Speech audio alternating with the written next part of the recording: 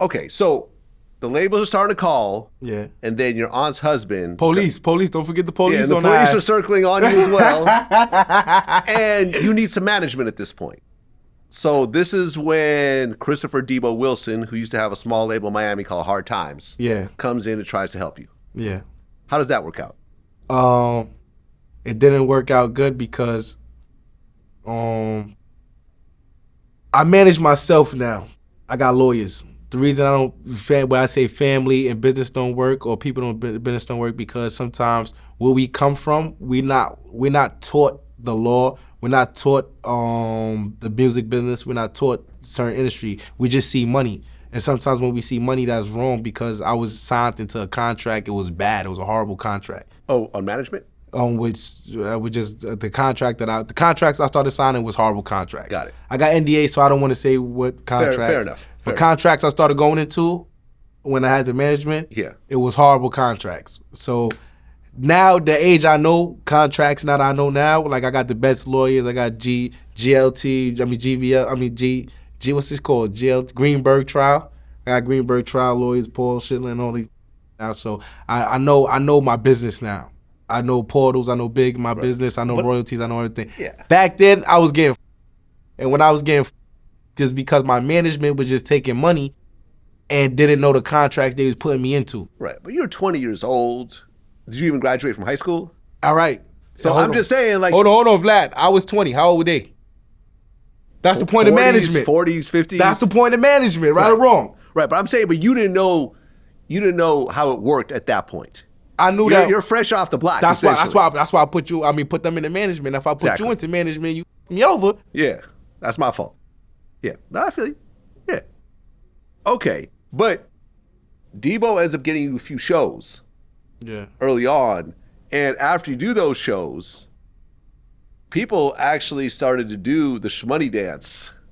Not just people. Rihanna did the Shmoney Dance. No, that was before the shows. Before I was working with him. Oh, that was before? Yeah. Okay, well, so right before the video got so popular. He came in with the labels. Aha, okay. Because Rihanna did a video on Instagram doing the Shmoney Dance in a bikini on a yacht. I think it was Justin Bieber, Justin Bieber. Drake. Beyonce did the Shmoney Dance on stage. Well, I always like to see Beyonce do the Shmoney Dance. You know, back in the days. This is Beyonce. You're a 20-year-old from Brooklyn. Give me a choke, man. Come on, man. I remember when I first stood next to Beyonce, I was like, God damn, this is Beyonce. You want to be honest with you, Vlad? You want to be honest? I was starstruck. You know what I mean? Be honest? The reason I'm not starstruck because I didn't watch TV since I was 10. I tell you, besides you or a couple other podcasts, I don't really watch TV. I'm out the loop, really. So when Beyonce did it, I was happy, but I was like doing cartwheels. Okay, well. I was like, yo, we lit. Oh, we lit. We made it. You know what I'm saying? Chris Brown did it. I think Jay-Z did it, right? No, I think he did. He said Shmoney Dance. I think he mentioned it. Yeah. He mentioned it. Yeah, right, yeah. Okay, we Shmoney Dance or something like that. Yeah. Didn't Taylor Swift do it? I don't know. I think so. She probably did. Yeah. So now it's lit. You got all these celebrities. But I got cops on my ass. You got cops on your ass. So you gotta understand this. You when you mentioning Beyonce and all these things, it sounds cool, but we still coming from reality. We coming from the jails. We coming from the juveniles. We coming from the blood on the ground. You know what I'm saying? Niggas running from an indictment. So when we running from an indictment, it's like Dirk right now, right? I'll say Dirk. You think when he know that indictment, you think he ain't know that he was running from something, and it's hard to be happy at the same. Like you could be happy, but it's hard to be. Yeah, because hanging over your head. You see what I'm saying? I feel you. So you just you on a run type happy. You feel me? You on a run type happy type. So I was happy when they was doing everything, but at the same time we was on a run. So we was having the time of our lives knowing that we was probably going to jail. Okay, but at the same time the song is blowing up, and then you end up having a meeting at the label at Epic. And from what I understand, they wouldn't let you leave until you signed that contract. Yeah, they went L.A. Reid and Sylvia Rome. They wouldn't let me leave till I signed the contract. Right. And it was about $1 million deal? What was that back in the days? I'm on an NDA about that, but it was a $1 million deal, 1.5. I got a couple $100,000. The companies and everybody took way more than me. So that's why I said it was a hard. Yeah. I don't want to talk about that because I'm on NDA, but No, fair enough. yeah, I get my ass sued. Right. But how did it feel though? Sylvia and I'm over there like, But what is it that? feel? Okay. But how did it feel? At 20 years old, you now sign a $1.5 million deal. Now you don't get the whole 1.5, but you're getting a couple $100,000, which I'm sure at that point was probably the most money you've seen at one time. Hell yeah. Yeah. Hell yeah, definitely. I bought weed. We bought weed and guns. I bought weed and guns. Okay. And I bought some drugs for some bros, and that was about it. Okay. Well, with the label behind you, I was young. I was 20. I 20. I feel you. I came home. I did different shit. I invested in clinics and real estate and shit like that. I was 20, bro.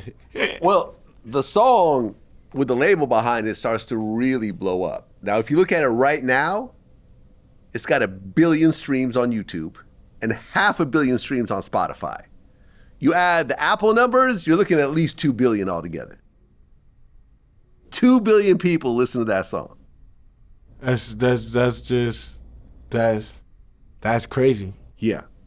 How did it feel? You're a 20-year-old. Man, Yeah, you're popular locally, but now you're an international star. Yeah, 8 billion people in the world. That's a fraction. That's like a quarter. Yeah. Yeah, Well, I mean, some people listen to it multiple times, but still, it's a lot. Yeah. It's still a lot of ears. Yes. Okay, so now you have something that most artists never have, a hit song. How did it feel at that point to really actually be a rapper with a hit song, doing shows, moving around, fans, groupies? It felt like the hood times 10. Yeah. So, because in the hood we was them boys, so it felt like the hood times 10.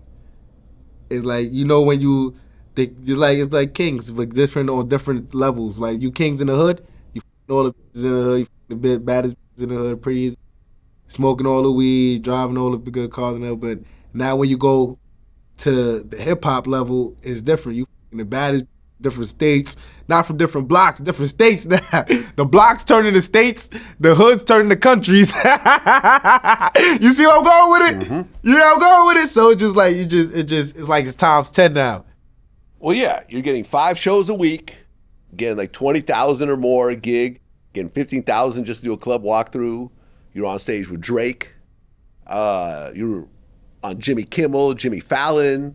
You made a cameo on Kevin Hart's show, Real Husbands of Hollywood. So you're really going through the whole motion. I was going through the motion, and it was, when I say earlier, it was happy, but at the same thing, hanging over my head, because right after I get off the set, it'll be back to reality. So it was like, once you leave the club, like, you'll be happy for an hour or two.